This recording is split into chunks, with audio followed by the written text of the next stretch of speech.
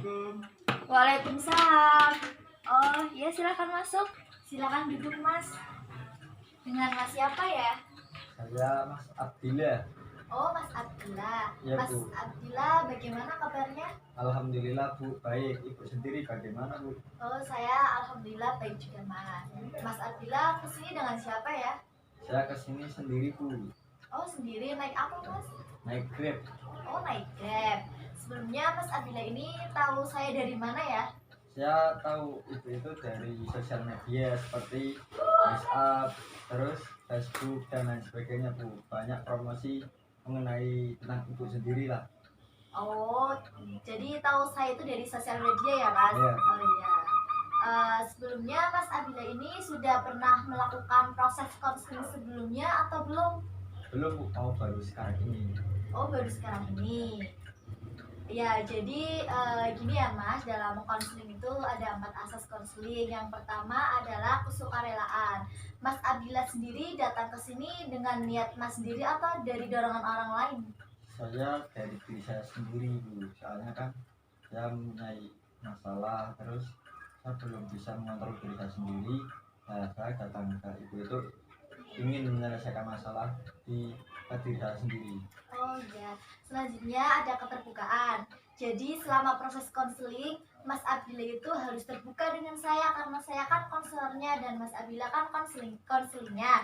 Jadi apapun itu Mas harus terbuka agar saya pun maksimal dalam memberikan solusi nantinya ya Mas.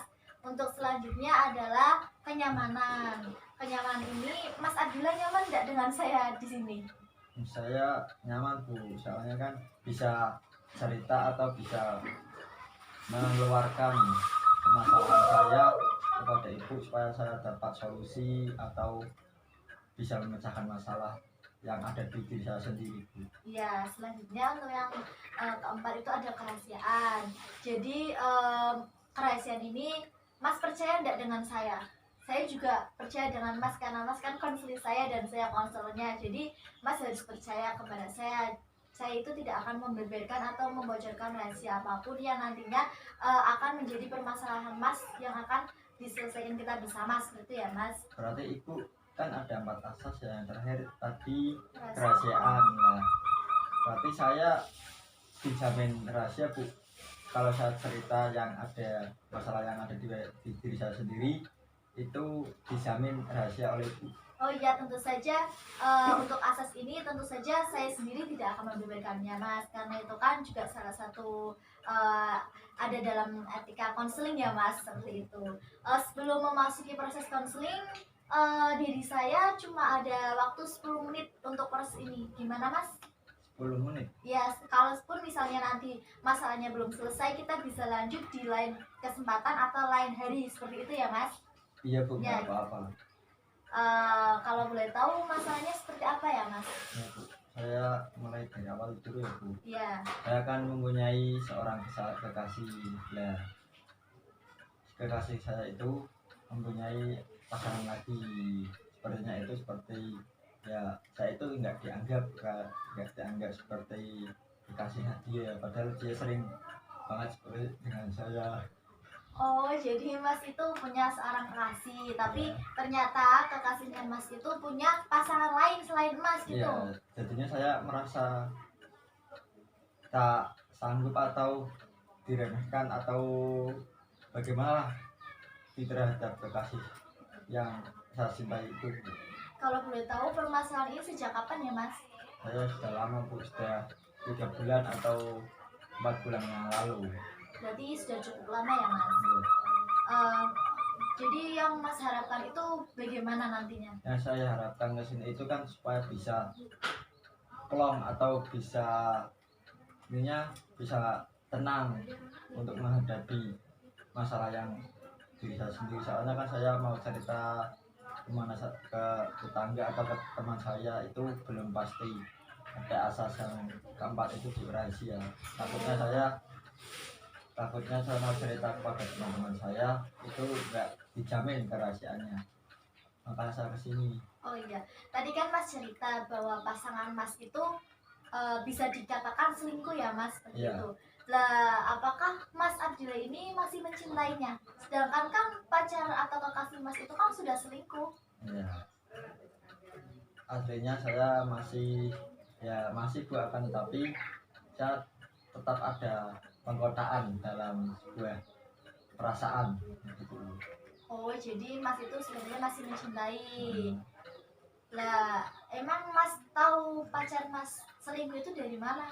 Ya dari melihat, saya kan kemarin jalan bersama bareng, terus saya melihat HP-nya itu masih ada kontaknya, terus chatanya seperti selingkuh yang ibu tahu lah.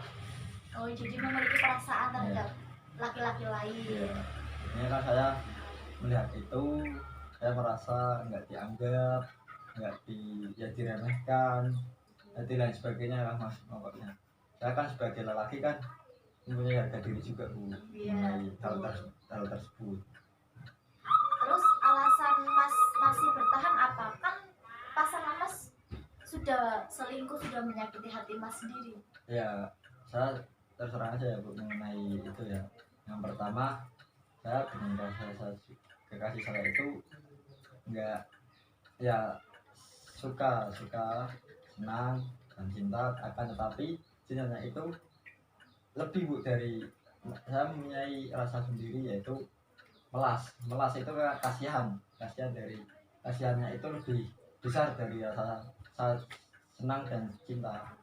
Jadi saya melihat kekasih saya sering sakit-sakitan, sering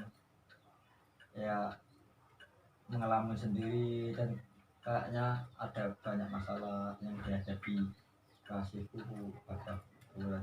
Jadinya saya kan simpati atau empati kepada beliau. Oh, seperti itu. Jadi alasan mas masih tetap mencintainya karena rasa melas tadi ya mas. Iya.